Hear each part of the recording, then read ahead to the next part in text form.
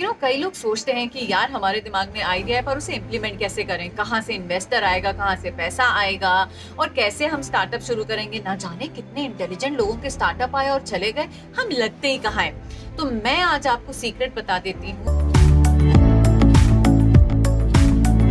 नमस्कार, मैं हूं कृति आपके साथ एंड मेरी एक कोशिश और जो है हर बार यही रहती है कि जिंदगी में चलते चलते कहीं ब्रेकर आ गया है, कहीं आपको धक्का लग गया है, आप गिर गए और उठ नहीं पा रहे हैं या उठ गए हैं तो कॉन्फिडेंस खत्म हो चुका है और आप एक कोशिश और करने से घबरा रहे हैं कि बस अब तो बस हो गया। तो मैं मेरी एक कोशिश और के जरिए कई लोगों की कहानी, कई लोगों के आइडियाज, कई लोगों के एक्सपीरियंसेस आपके सामने लेकर आती हूँ ताकि आप लगातार चलते रहने का काम करते रहें, बस वो एक कोशिश और करके। आज एक कोशिश और में स्टार्टअप की उन बातों को हम जानेंगे जिसके पीछे की कहानी जो है बड़ी सिंपल सी है लेकिन हम उसे बहुत कॉम्प्लेक्स कर देते हैं। थोड़ा सा पीछे चला जाए कि आखिरकार ये स्टार्टअप शुरू क्यों हुए। तो देखा जाए तो कई पीढ़ियों से चले आ रहे उस बिजनेस पैटर्न को तोड़ने के लिए इन स्टार्टअप की शुरुआत कि जो बिजनेसमैन है वही बिजनेस में आगे बढ़ सकते हैं और उन्हें बिजनेस का ज्ञान नहीं है क्योंकि तीसरी पीढ़ी में जाकर ही बिजनेस सेटल हो सकता है। सब बात मानी, लेकिन क्या इसका मतलब ये है कि एक आम इंसान जो कि घर में बैठा हुआ है, उसके दिमाग में बहुत ही अच्छा आइडिया है, एक वो इंसान जो चौपाल पर बैठे अपने दोस्तों को कई सारे आइडियाज देता रहता है, क्या वो स्टार्टअप नहीं शुरू कर सकता? या एक महिला जिसके दिमाग में किचन को बेहतर बनाने का बेहतरीन आइडिया है, क्या वो स्टार्टअप नहीं कर सकती? इसी को ध्यान में रखते हुए स्टार्टअप का कॉन्सेप्ट आया और लोग इसमें आगे बढ़े और आज कई करोड़ और अरबों कमाकर वो देश का ही नहीं लोगों की जिंदगी को भी संवार रहे हैं। हिस्ट्री उठाकर देखी जाए तो 1911 में सिलिकॉन वैली में IBM के तौर पर इन स्टार्टअप की शुरुआत हुई, जहां उनके हार्डवेयर, सॉफ्टवेयर और मिडलवेयर बहुत ही देशों तक पहुंचाएगा और वो दुनिया के one of the biggest manufacturers में से एक बन चुके थे। धीरे धीरे ये प्रारूप बदला और स्टार्टअप जो है बड़ी कंपनी से लेकर छोटे छोटे किरानों की दुकान तक जा पहुंचा और वहां लोगों ने ये सोचा कि किराना घर तक पहुंचाना है, सब्जी पहुंचानी है या लोगों के जूते साफ करने हैं तो क्या किया जाए। तो तब वहां से इन स्टार्टअप को एक नया जो है रूप मिलना शुरू हो चुका था और ऐसे ही एक रूप दिया है अवीम हर्बल्स ने। ये वो लोग हैं जो रिटायर तो हो गए लेकिन उनके दिमाग में आइडिया आया जब उनकी बेटी ने उनको बोला कि मेरे बहुत बाल झड़ते हैं पापा, क्या करूं।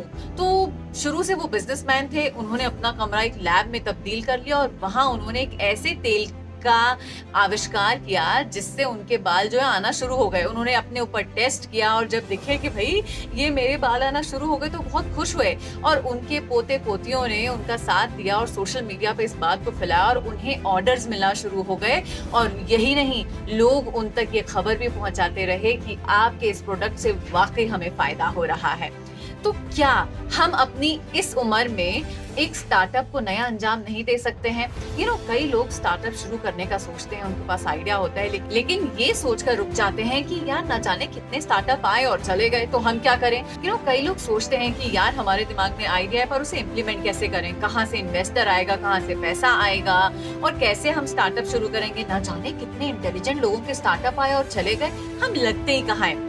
तो मैं आज आपको सीक्रेट बता देती हूँ किसी भी काम को शुरू करने का या किसी भी काम को सक्सेसफुल बनाने का सबसे पहला फंडा है कि आप उसे शुरू करें।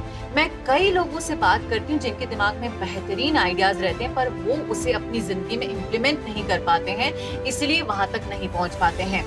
Second important point is continuity. लोग शुरू करते हैं कोई भी काम, बहुत एक्साइटमेंट से, बहुत अच्छा लगता है लेकिन कुछ समय के बाद, मान लीजिए 1 साल 2 साल के बाद उन्हें ऐसा लगने लगता है कि यार आखिरकार हम कर क्यों रहे हैं, इसमें कोई फायदा नहीं है, कुछ नहीं हो रहा, हमारे घर वाले भी हम पे गुस्सा कर रहे हैं। लेकिन आपको उस बिजनेस का साथ, अपने उस स्टार्टअप का साथ नहीं छोड़ना है। बिजनेस करने वाले अधिकतर लोग शायद मेरी इस बात से अग्री करेंगे, जो उनका कोर बिजनेस होता है अगर वो उसे छोड़कर कुछ और करने लग जाते हैं ना तो वो सक्सेस वो नहीं पा पाते जो उन्होंने सोची थी। आप इसी बिजनेस को पकड़े हुए कुछ और साथ में करते रहते हैं तो आप जो है ना बहुत ज्यादा कंसंट्रेशन से या फाइनेंशियल क्रंचेस का सामना नहीं करते हैं और अपने उस आइडिया को एक बहुत ही ऊंचे आयाम तक पहुंचा देते हैं। कुछ ये चीजें ध्यान में रखते हुए जब आप ऐसे नए नए स्टार्टअप का हिस्सा बनते हैं और उसे आगे बढ़ाते हैं, तब देखिए आप उस चाबी को खोल लेते हैं जहां आपको समझ में आ जाता है कि ये 2 तरीके ही अपनाए ना, कि you really need to start your startup और योर आइडिया। आपको उसे इम्प्लीमेंट करना है तो करिए, आपको उसका साथ नहीं छोड़ना है तो साथ नहीं छोड़िए, चाहे कुछ भी हो जाए। स्टेप बाय स्टेप हर दिन प्रतिदिन उस काम को आगे बढ़ाते जाएं तो देखिए आपका स्टार्टअप हो, आपका आइडिया हो, वो सक्सेस पा ही जाएगा। और जिंदगी भी कुछ ऐसे ही है, जिंदगी में आने वाले उतार चढ़ाव यही तो सिखाते हैं कि ये दिन निकल गया, कल का दिन कुछ और नई चीज लेकर आएगा। बस आपको अपनी एक कोशिश और को छोड़ना नहीं है, तो उसी एक कोशिश और को जारी रखें अपनी जिंदगी में। और चाहे आपके अंदर कोई बिजनेस करने का नया तरीका आया हो, आइडिया आया हो, या स्टार्टअप के लिए आप हताश हो रहे हो, तो प्लीज डोंट सैडन योरसेल्फ। बस आपको वो एक कोशिश और लगातार बनाए रखनी है। नमस्कार।